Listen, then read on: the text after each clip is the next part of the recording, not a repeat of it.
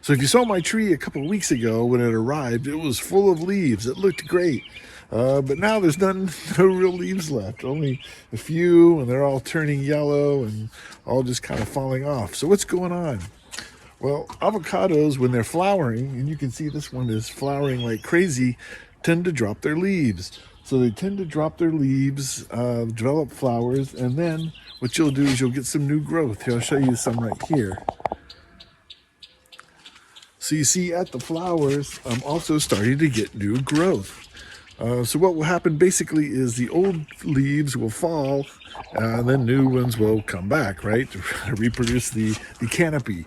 Because in the wild, avocado trees don't really just grow out in the middle of the sun like this. They usually grow under a canopy. So not such a big deal to drop your leaves because, you know, the new growing the stems, let's say, on the tree are green and actually photosynthesize. But that leads us to a problem, especially here in Southern California, where we get a lot of sun, man. And that is, this thing will burn up. And that's what happened to my last avocados I had. They burned up, man. They dropped the leaves and just cooked. But this time, I have planned ahead. I have painted them. So you'll see a lot of times avocado trees, when they have no leaves, they're all white. So why do people do this?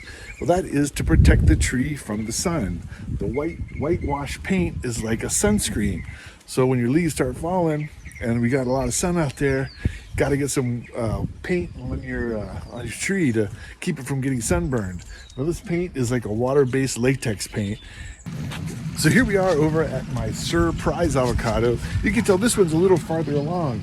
Again, if you saw this one just a couple weeks ago, you would have seen that there were tons of leaves, but now they're all gone, man. But you can see if you get in close here, there's a bunch of new leaves starting.